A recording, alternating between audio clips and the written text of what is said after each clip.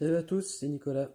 Aujourd'hui, on se retrouve pour les nouvelles previews de l'âge de la destruction. Les premières cartes ont été révélées il y a pas mal de temps, certes, sauf que là, il y a beaucoup de cartes qui ont été révélées aujourd'hui, donc pas mal en français. Bon, ça va permettre de bien commencer. Bon, vous voyez, déjà, on commence par une invocation. Il y en a eu trois qui ont été révélées aujourd'hui. Franchement, je vous le dis, c'est vraiment très bien hein, comme invocation. On commence avec Damnation, on la connaît très bien. Pour 4 dons de noix, on détruit toutes les créatures, ne peut pas être régénérée, c'est un rituel. Excellent, avec Nicole Bolas en plus, c'est génial. Ensuite, l'ange de la désolation, celle-là je la connais pas, mais je pense que vous la connaissez, c'est qui joue bien, c'est qui joue beaucoup à Magic. Pour 5, dont 2 noirs, kick pour 2 blancs, il a le vol et c'est une 5-4.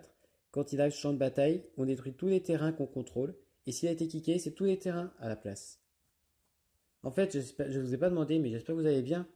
Moi, personnellement, ça va très bien. Je passe mon bac en ce moment, donc j'espère que ça va bien se passer. Pour l'instant, je suis confiant. De toute façon, je vous tiendrai au courant. Allez, on continue avec la lune 200. Pour 3 dons de rouge, un enchantement qui fait que les terrains non bases deviennent des montagnes. Et ben, l'ange de la désolation et la lune 200, je les trouve très fortes toutes les deux. Et surtout que là, on voit bien les cordes plus la lune. Ça promet, c'est vraiment très bien fait, hein. J'adore. On commence avec avec les cartes les vraies cartes, je vais y arriver, de l'âge de la destruction avec défaite de Gideon. Ben, je vais vous expliquer vite fait, mais en fait, j'ai presque l'impression en fait que là, ça est fini pour nos Dice Walker, ils vont pas pouvoir sauver ce plan-là, il va être englouti hein, par Nicole Bolas. C'est ce que je pense. Mais bon, passons, on en revient à la carte. Pour un blanc seulement, un éphémère qui fait qu'on exile une créature ciblée qui attaque ou qui bloque. Si c'était un Planeswalker Gideon, on gagne 5 points de vie. Franchement, j'aime bien cette carte-là. Elle est forte. Sauf qu'après, c'est pour chaque coup de Planeswalker. Donc vous allez voir que les effets sont quand même très intéressants. C'est pour ça que dès qu'elle sera en français, je vous ferai la vidéo et vous comprendrez tout de suite que c'est très fort, hein. Ensuite, Sentinelle inébranlable. Pour 4, dont un blanc. C'est un humain éclair 2-3, avec la vigilance et l'éternalisation. C'est la même chose qu'un embaumement, sauf qu'en fait, c'est un zombie humain éclair 4-4 noir. Voilà. Et là, c'est pour 6 secondes de blanc. Voilà. Et c'est fait par Kakopitsky au passage. Rappelez-vous, j'adore cet illustrateur. On continue avec l'éternel Kenra. Pour 2 noirs, bon, pour 2 dont un noir, une 2-2. Affliction 1, une nouvelle capacité. À chaque fois que cette créature devient bloquée, le joueur défenseur perd un point de vie. Ce qui est vraiment pas mal, je vous avouerai tout de suite. J'adore cet effet. Il promet, j'ai envie de dire. Ferrier Kenra, pour 3 dons 2 rouges.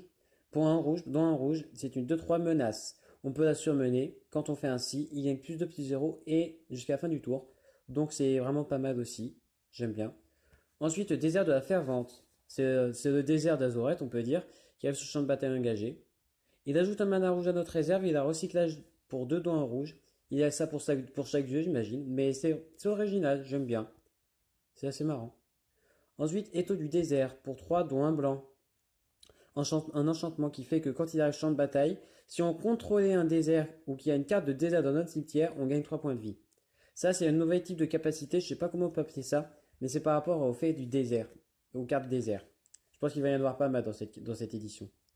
La carte enchantée ne peut ni attaquer ni bloquer, et ses capacités activées ne peuvent pas être activées. Pas mal non plus. Donc désert de l'indomptable, c'est la même chose, vu que c'est Ronas, le désert de Ronas, mais c'est pour le vert. C'est vraiment rigolo ces petits principes. Et nous finissons avec la ritualiste d'Oasis. Pour 4, dont un vert, c'est une de 4. Naga et druide. Pour la première fois on engage, on ajoute un mana de la colonne de notre choix à notre réserve. Ensuite, on peut l'engager pour sa deuxième capacité, qui fait qu'on la surmène. On ajoute 2 manas d'une seule couleur de votre choix à votre réserve. C'est pas mal, j'aime bien aussi. C'est rigolo à jouer. Voilà. Même si cette vidéo a été très courte, j'espère qu'elle vous aura plu les amis. C'est là qu'elle va s'achever. Si c'est le cas, n'hésitez pas de pointer un pouce bleu, ça fera toujours plaisir. De commenter si vous avez quelque chose à demander pour une question ou pour des avis sur les cartes et tout. Et n'hésitez pas à vous abonner, c'est juste en dessous qu'il faut appuyer. Et partager si vous voulez, ça fera toujours plaisir. Allez, sur ce, à bientôt pour des prochaines previews. Ciao!